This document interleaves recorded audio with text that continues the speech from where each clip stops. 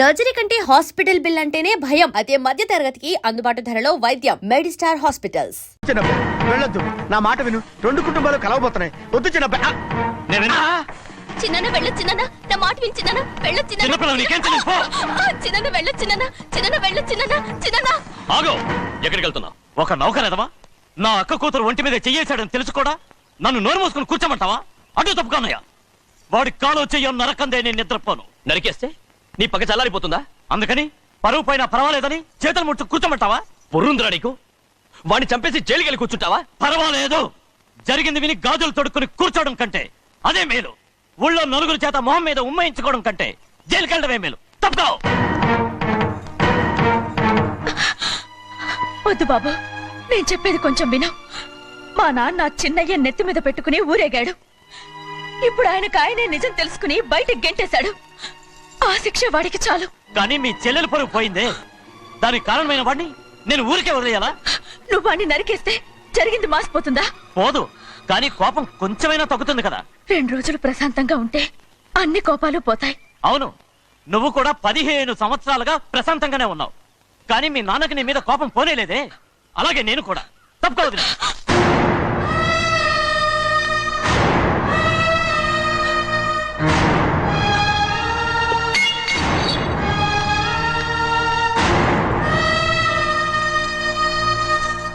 వాడి కోపంలో కూడా న్యాయం ఉంది గౌరీ. ఎవడో చేసిన దాన్ని ఎవడు చేసుకుంటాడు చెప్పు? న్యాయంగా చూస్తే వాడు చేసుకోవాల్సిన పిల్ల. వాడు మనతో పాటు చిన్న వయసులో వచ్చేసాడు కాబట్టి ఆ కుటుంబానికి విరోధయ్యాడు. పోన్లే, తను నాకు మర్యాద ఇవ్వకపోయినా నీకైనా ఇచ్చాడు. అచ్చా రే మణిదీరా. ఎందుకయ్యా చెన్నైని అడగాలి? కలుపు తీయడానికి ఎంతమంది కూలీలు కావాలో చెన్నైకే తెలుసండి. శనక్కాయలు ఏ కొట్లో అమ్మాలో చెన్నైకే తెలుసండి. జొన్న చేనుకు మందు కొట్టారో లేదో చెన్నైకే తెలుసండి. అయ్యా, మరి నేను వెళ్ళొస్తానండి. ఎక్కడికి వెళ్తున్నావు? చెన్నై దగ్గరికండి. ఎందుకు? అదేనండి, కౌలు డబ్బులు ఎవరెవరి పేరుతో ఏ బ్యాంకుల్లో వేయాలి, ఈ దివాణానికి కావలసినటువంటి వస్తువులన్నీ ఎక్కడ కొనాలి, ఇవన్నీ చెన్నైకే తెలుసండి. అడిగి తెలుసుకుందామని బయలుదేరా. ఏంటయ్యా ఇన్ని రోజులు ఇవన్నీ చెన్నై చూసుకుంటుంటే మీరందరూ ఇంట్లో తిని కూర్చుని ఏం చేస్తారు? గాడిదలు కాస్తున్నారా? ఇది ఇల్లాస అత్రమా? అబ్బా నువ్వు ఉండవయ్యా, నేను చెప్తున్నాను కదా. వంటింట్లో ఏమేం చేయాలో ఎంతెంత చేయాలో తెలియక అందరూ ఖాళీగా కూర్చున్నారు. 2 రోజుల నుంచి చెన్నై పళ్ళకు రావట్లేదంటగా. వెంటనే డ్రైవర్ పంపించి చెన్నైని పిలిపించండి. 2 రోజులుగా నువ్వు ఎక్కడికి వెళ్ళావు? సముద్రం ఎలా ఉంటుందో చూద్దామని వైజాగ్ వెళ్ళానండి.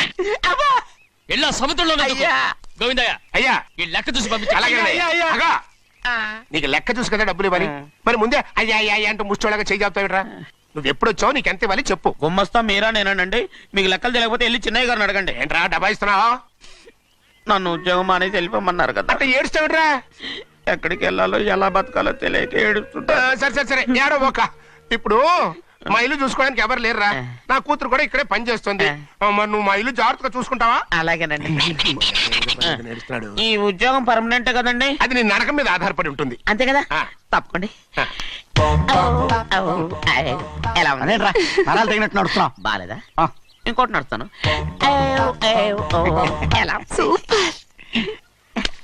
నువ్వు పర్మనెంట్ గా టెంపరవరీయే.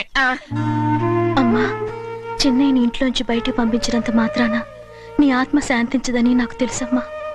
త్వరలోనే అక్కయ్యని నాన్నని కలిపి మన 2 కుటుంబాలని ఒకటి చేస్తాను. వెనక ముందు చూసుకోకుండా గొడ్డను బాదినట్టు బాధేశారు. కూతురు ఏం చెప్తే అది నమ్మేయటమేనా? అసలు ఏం జరిగింది, ఎలా జరిగిందని ఒక్క మాట అయినా అడిగాడు ఆ పెద్ద మనిషి. పోనీ నువ్వైనా చెప్పలేకపోయావేంటి?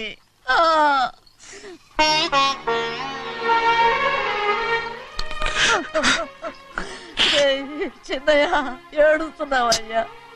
పెద్దయ్య కొట్టాడని బాధపడుతున్నావా? అబ్బే, పెద్దయ్య కొట్టిన దెబ్బలు కాదని నేను బాధపడుతుంటా.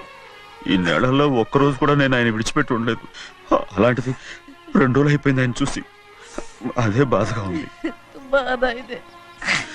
చిన్నయ్య చూడు, ఎవ్వరికి కనపడకుండా పెద్దయ్య గారిని చూసిరారా, అప్పుడు నీ మనసు స్థిమిత పడుతుంది. లేదే, ఆయన తప్ప ఆయన తెలుసుకుని నాకు కబురు చేసేంత వరకు నేను ఆయన మొహం చూడను. ఆ దొంగ ముఖం నీ మీద మనసు పడ్డట్టు నాటకం ఆడింది అనుకో. అది నీ యజమాని కూతురని తెలుసు కదా, నువ్వెందుకు మనసు పడ్డా? సిగ్గిడిసి తన అందరి ముందు పంపు సెట్ దగ్గర స్నానం చేస్తూ నా మీద పడ్డప్పుడు కూడా నేను మనసు పడలేదే. కానీ ఒకరోజు అయ్యో ఏంటి తమ్ముడు మధ్యగానే పోయిందేంటి? పుస్తకాలన్నీ తగలబెడతావు, పైగా చదువుకో డిగ్రీ కాగితాలు కూడా మంటలు పడేస్తావేంటి?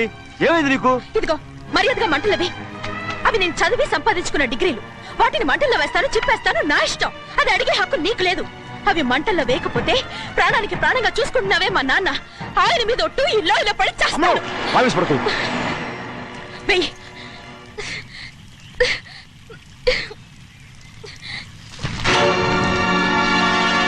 తగలబెడుతుంది నువ్వు చదువుకున్న చదువుని కాదు, మా పెద్దయ్య పెంచుకున్న ఆశల్ని, ఆయన కన్న కళల్ని. పర్వాలేదు, నా ఆశ నెరవేరినప్పుడు ఎవరి ఆశ తీరినా తీరకపోయినా నాకు అనవసరం. నేను డబ్బున్న దానిగా నువ్వు నన్ను ప్రేమించడానికి వెనకాడుతున్నావు. చూడు, మా నాన్న నా పేరు మీద రాసిన ఆస్తుల తాలూకు దస్తావేజులు మొత్తం తెచ్చాను. ఇవి కూడా తగలబెడతాను. నేను ముందే చెప్పాను, అడ్డొచ్చావో దూకేస్తాను.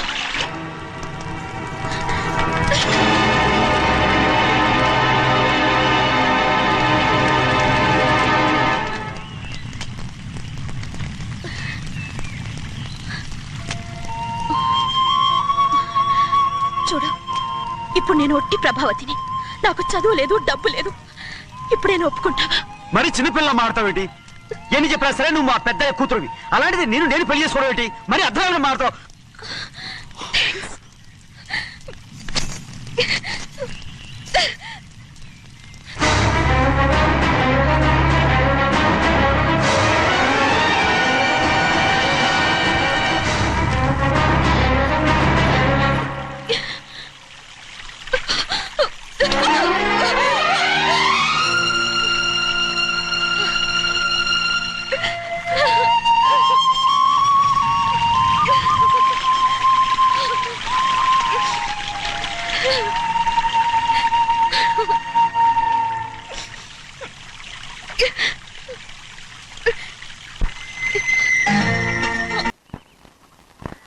ఆ రోజు తగలబెట్టిన కాగితాలన్నీ నకిలీవైనా ఉండొచ్చు. తనకు తెలుసుగా నేను చదువురాని మొద్దునని. ఆ పాపిష్టిది ఎంత నాటకం ఆడింది, నీ మీద ఎంత పగబోనింది. అసలు నువ్వు చేసిన తప్పేమిట్రా?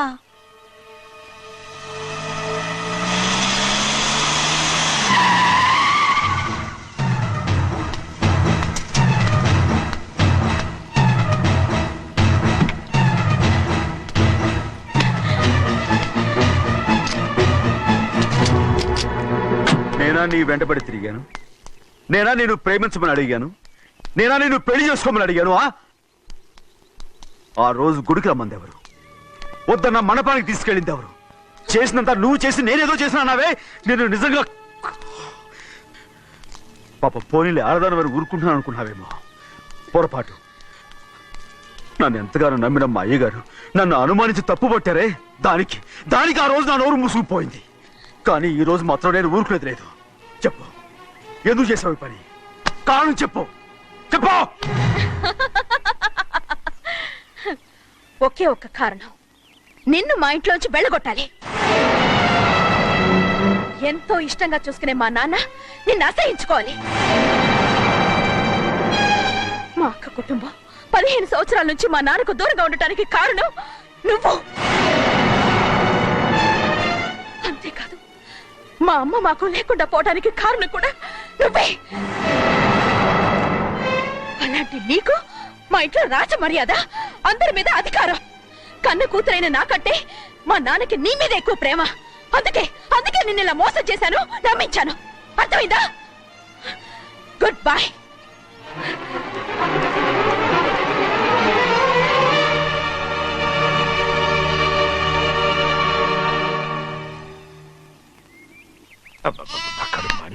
ఏంటి నాన్న, బాగా ఆకలాతుందా? అవునమ్మా, ఇడ్లీ దమ్మని ఆ బస్సు గాని పంపించి 2 గంటలైంది. అప్పటికి ఆలస్యం అవుతామని నా బండి కూడా ఇచ్చి పంపించా. వచ్చేసా.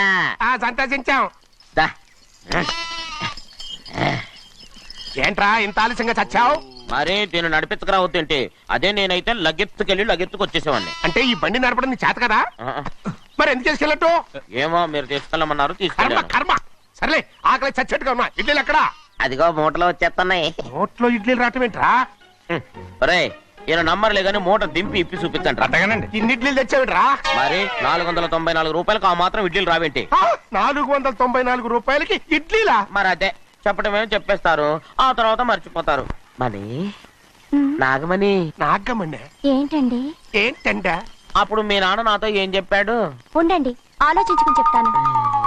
ఏంటమ్మా ఫ్లాష్ బ్యాక్ వెళ్తున్నావా? అవును. బాబా ఆకలేస్తుందిరా. ఏ, ఆ రామస్వామి హోటల్కి వెళ్ళి కచ్చామని తెచ్చిపెట్టు.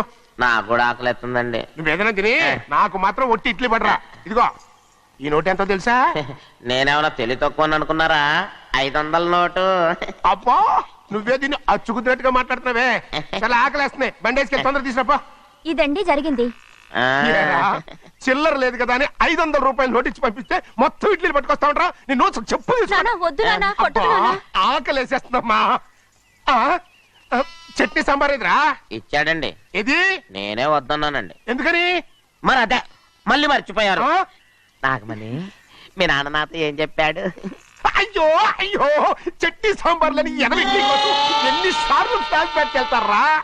ఏదైనా తిని నాకు మాత్రం ఉట్టి ఇడ్లీ పడరా. ఇదిగో ఆయనకు అర్థమయ్యట్టు మళ్ళీ చెప్పు.